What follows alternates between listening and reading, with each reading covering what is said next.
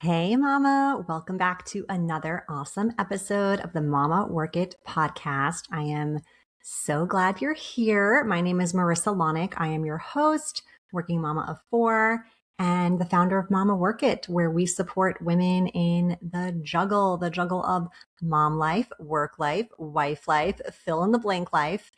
And today we're diving in and talking about something that just sounds so dreamy in theory, but can feel actually completely chaotic in reality. And that is how to summer as a working mom. Because when school ends and the routines disappear and childcare is different, it can feel like, boom, your calendar explodes. Childcare gets way more complicated. Your work boundaries blur. And there's this pressure to make it magical, kind of like the holiday season, but now extended in the summer. And summer can be beautiful. Like I love the summer, but can also feel really intense from a logistical standpoint. So in today's episode, we are talking about the planning, the organization, the challenges, the benefits, and how to actually enjoy the summer while still juggling work. So let's build a summer that works for your family this year. I want to normalize something right away.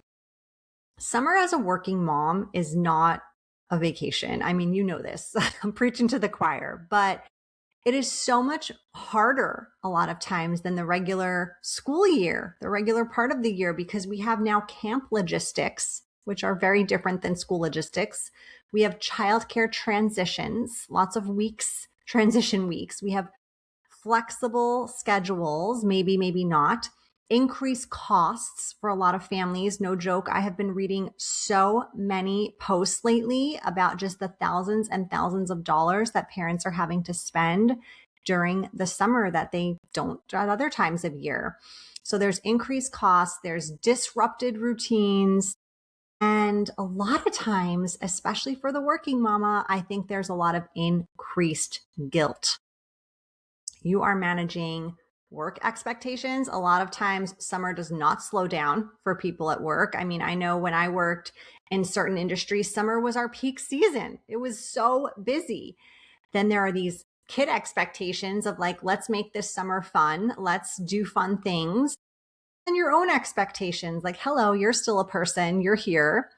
And here's the truth. Summer, just like anything, it doesn't need to be perfect to be meaningful, to be awesome, to be memory worthy. It doesn't need extravagance. It just needs intention. And that's what we're going to talk about on today's episode.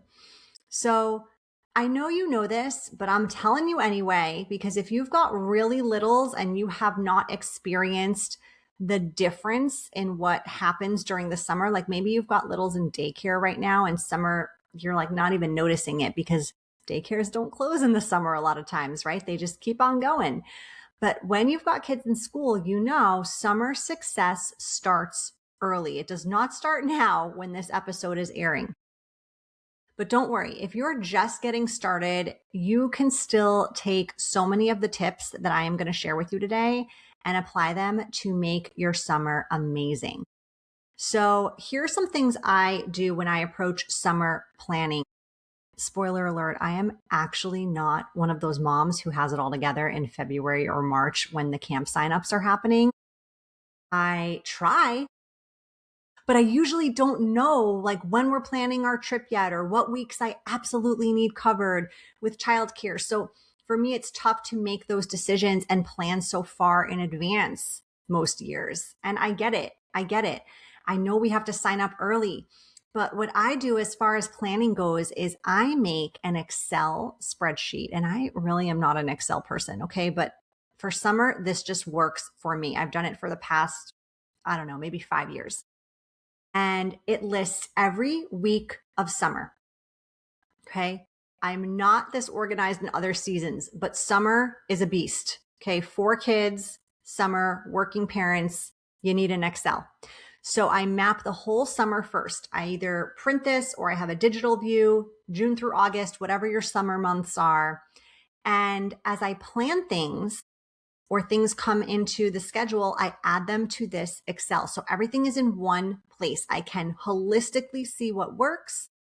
I can see the weeks I might want to sign kids up for a specific camp, what times that camp is, when we might be traveling, when holidays are in the summer, when my days off might be in the summer. This also helps me see where I have gaps in childcare. So for example, this summer we are doing minimal camps and I'm going to fill childcare gaps with a local sitter. So it helps me plan for that, helps me plan for my son's summer birthday, which can be tricky as well. So seeing the whole summer in one place visually, for me, it really reduces anxiety because I'm a very visual person. I like to color code this Excel. And then once it's done, I print it out, I put it on the fridge. And what I love about that is it keeps me, my husband, and really everyone here, because my kids are now 6, 8, and 12, they can read. They're in the know of what to expect each week, and it keeps the schedule straight in one place for us. Next thing I want to talk about is called really calling out different types of summers. Okay. Not every summer is like an epic summer, and that's okay. For example, if you're moving this summer, it may be more of a slower summer for you with trips and adventures because your energy is going to be focused on the move. If you have been saving for years for a big European vacation, then this summer is going to be heavily focused on that. Last year, our summer was all about our Euro trip. This summer, we're moving homes. Very different summers, okay? So I'm definitely not putting the same pressure or expectations on myself. And I'm making sure my kids are in the know when it comes to that too. Will we have fun? Yes, we're absolutely going to have fun. We're going to visit family. We're going to get to decorate new rooms. It's going to be great. And to set the record straight, we're also not going to be eating gelato every day and be off work for 3.5 weeks. Different kind of summer. So set your expectations, communicate those to your people too. Is it one of those busy adventure summers? Is it more of a staycation summer? Is it a very work heavy season for me summer? Name the tone. You cannot optimize everything at once, but that's okay. One summer at a time. All right. I want to talk about now kind of planning stuff throughout the summer. So instead of this daily pressure in the summer for each day to be awesome, I want you to choose 3 to 5 fun, big things. And when I say big, I'm doing air quotes here, big, because it's very subjective of what that means. So maybe this is like a weekend trip. Maybe this is a beach day, maybe an outdoor movie night, maybe a yes day where you say yes to everything. We're planning a yes day this summer, although I am setting some real tight parameters on that because my kids can get very creative and very expensive. So we are going to do a yes day, but like within limit. If all of this feels too daunting, these big things, they don't have to be that big. Maybe it's an ice cream date, a bike ride, more park play dates, an afternoon of bowling. I wrote about this a couple years ago called the Kids Bowl Free program, and I will link that in today's show notes. That is a program, I think it's nationwide. We've done it in New York. We've done it in California. We've done it in Texas, where you can sign up and basically get to bowl for free and just pay for the rental of the shoes. And it is like a great way to spend a hot summer day or a rainy summer day for pretty budget costs. So core memories, they don't require like every single day daily entertainment, but they do require your full presence during those meaningful moments. If you are an avid newsletter reader, friend, and if you're not on the Mama Work It newsletter VIP list, please subscribe. mamaworkit.com. Just subscribe every Wednesday straight to your inbox. I like to give you a little newsletter for the working mama. But recently I wrote about our power outage story. And if you didn't read it, or if you're new around here, let me just quickly tell you what that was. So a few weeks ago, our power goes out unexpectedly. It's like a Saturday evening. We got a text maybe an hour into it that it would be back on kind of after bedtime. So we were like, okay, well, this night is going to be a powerless night. Like, what are we going to do? And at one point, it ended up like all four of my kids were in the playroom, just quietly playing Legos, having the best time. I mean, it just was something you don't get that often these days, like, because we've got multiple screens going sometimes, or just bickering or arguing, or just, I don't know. I think it's the overstimulation, honestly, of too much going on. So when the power went out, it was kind of like a lot of that overstimulation went out too. So my husband and I got this idea when the power went out that, like, wouldn't it be nice if this happened accidentally again another night, and we just spent time together and had a really fun night without all these distractions. And so that is exactly what we did. About a week later, we kind of planned this. We made sure dinner was done and all the laundry was done and the things that needed power were done. And he shut off the power, did not tell the kids that this is what we were doing. And we got some candles and we ended up doing some games, some board games, card games, and spent the night together in this way. And it was super fun. And it really created meaningful memories. I mean, for days, my kids were talking about how fun it was that the power went out. So we're going to do this again, FYI, and not tell them, of course. But just so you know, like, it doesn't have to be these crazy, big, extravagant things. So let's now get into managing work during the summer. Wah, wah. Okay.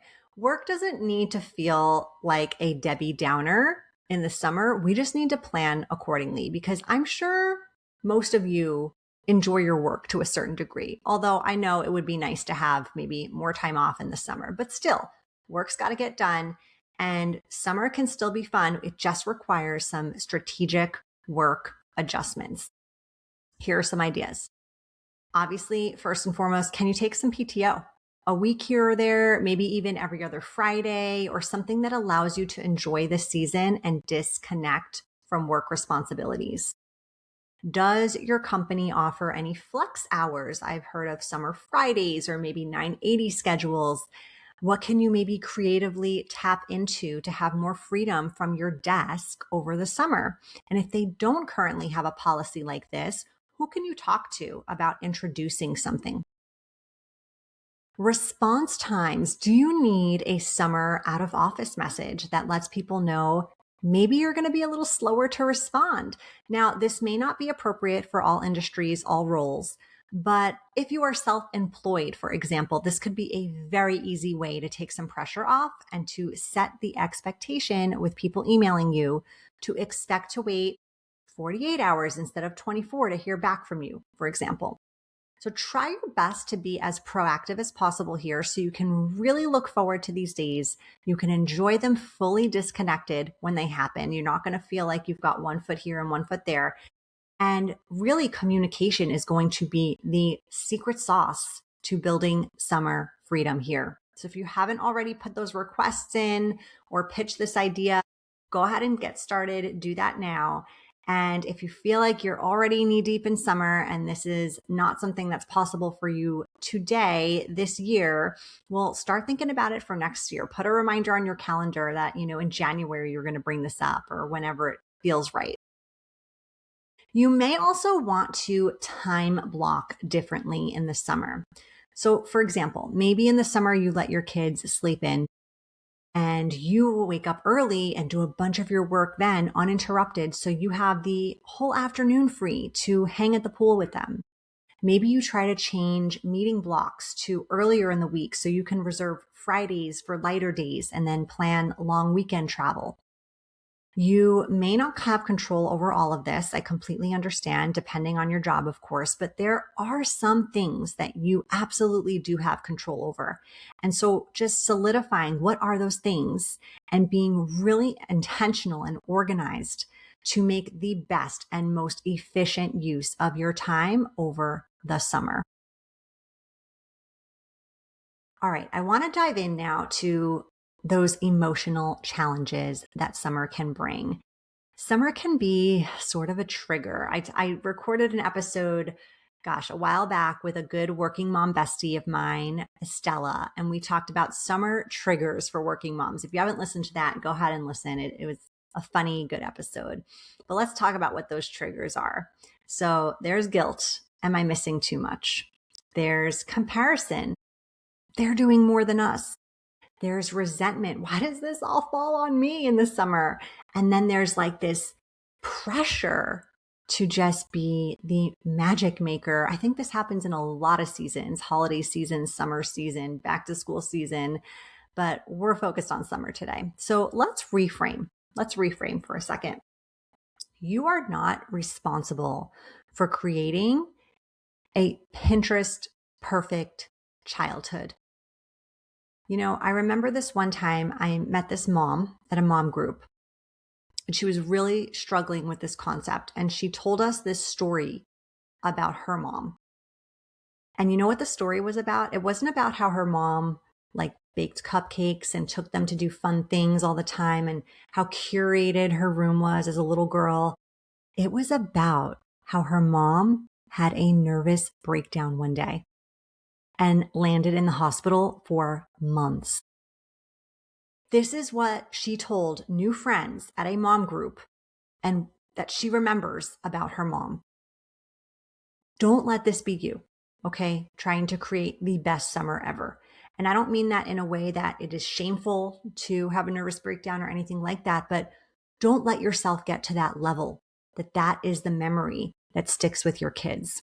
Kids, adults, they remember things like laughter, like inside jokes, like feeling safe, like being included. And they're going to remember their mom having a nervous breakdown potentially. So you don't want that to be a core memory for your kids. Don't overdo it. Don't try to be perfect. Don't let your guilt, your comparisonitis, your resentment ruin the really simple, wholesome fun you could be having just playing a board game, going to the pool, getting froyo, just any like running through the sprinkler, any sort of summer simple activity. All right, now I want to talk about how to actually enjoy the season and not be counting the days until the kids go back to school, because you guys, I know I've been there. I've been there where it's like 10 days till school, 5 days till school. So I understand. And maybe you'll still feel like that at the end of the summer, but for the bulk of it, let's try to make it as enjoyable as possible. All right, tip number 1 here is to lower the daily pressure. We talked about this before. Not every day needs to be amazing. You don't need daily magic. You need intentional moments. So what is one intentional moment you can try to accomplish each day? Maybe it is a summer ritual of going outside, trying to catch fireflies. Maybe it's spending a few minutes in the pool, helping your kid learn to swim. Maybe it's walks or bike rides around the neighborhood. And I know I kind of said something you can do daily. It doesn't have to be every single day. Maybe it's a few times a week.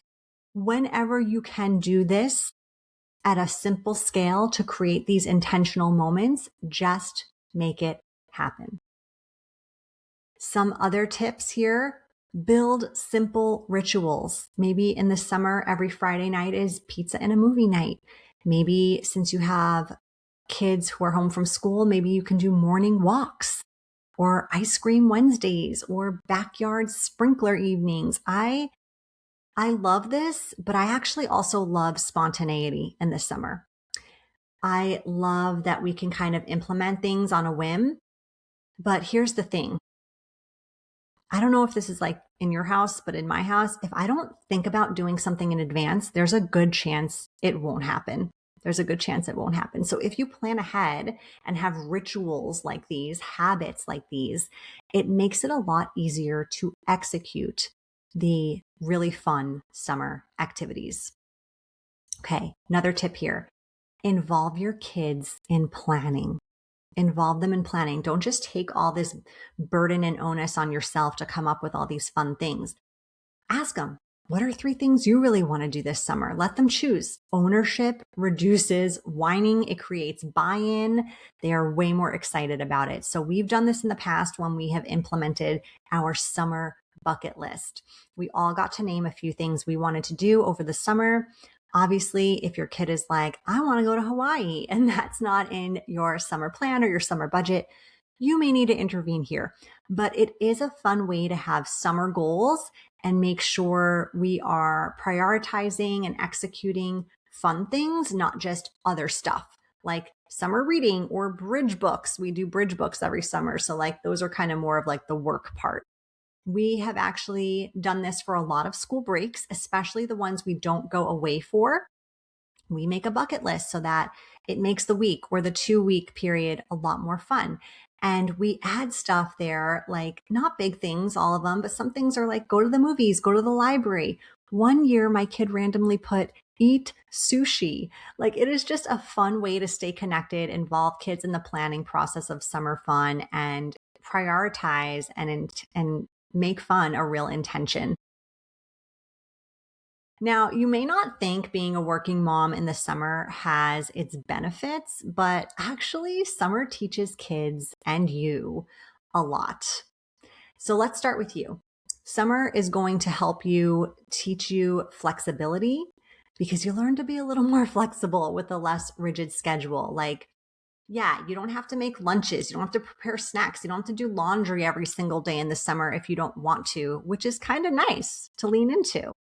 It also teaches us that camp schedules are not school schedules most times. So we have to be more flexible. It teaches us that nannies also like to go on vacation in the summer. So we need to be flexible. It teaches us things like adaptability. Sometimes you just gotta roll with it. Were you planning to do a beach day and now it's raining? Adapt. I won't tell you to do the whole like Daniel Tiger, make a beach in your living room kind of thing. Did you see that episode? I have never recovered from that episode. But maybe like it's a museum day or a movie theater day instead, or maybe you switch your PTO and you do the beach a different day. Adaptability. Boundary setting. Gosh, it is okay to say no. And especially in the summer, it is okay to say no. Summer is a short season for many of us. And it's important to take advantage of some of the weather permitting things that you may not get a chance to do other times of year. Summer can teach you that. It can help you with boundary setting. And lastly, intentionality. So not that any of these things are summer specific that I'm talking about, but if you're wanting to really get the most bang for your summer buck, you have to show up intentionally. So don't get caught social scrolling for an hour, doom scrolling when you could be going for a walk outside. Don't binge Netflix if what you really want to be doing is researching some fun day trips. Like be intentional with your time, set some goals for the summer, and don't let these mindless distractions get in the way of that. Now, as far as your kids go, summer's teaching them lots of things too. If you're a working mom, it's showing them work ethic. So if you're working from home, or even if you're not working from home, your kids are likely going to notice you're working and you're disciplined and you have a passion outside of motherhood. And all of that is more than okay. It's modeling some really good adulting behaviors for them. It's teaching them independence. So maybe you're not available to do every little thing and your kid learns to open a juice box or make a sandwich or spell the word elephant. I don't know. Summer is a great time for kids to learn more independence if you're working or busy or just not available to be at their beck and call. Conflict resolution, especially with siblings. My kids spend a lot more time together over the summer. So it is inevitable they are going to argue, to fight sometimes. And that is also a great opportunity for them to learn how to work it out on their own, especially when I've told them, hey, I'm on calls 9 to 11, no interrupting unless it's an emergency. My brother took my Legos is not an emergency. Conflict resolution, work it out. And it teaches them also real life balance. Like not every minute of every day is filled with something fun or entertaining. I am a big believer that being bored is good for kids sometimes. Boredom is where creativity is born.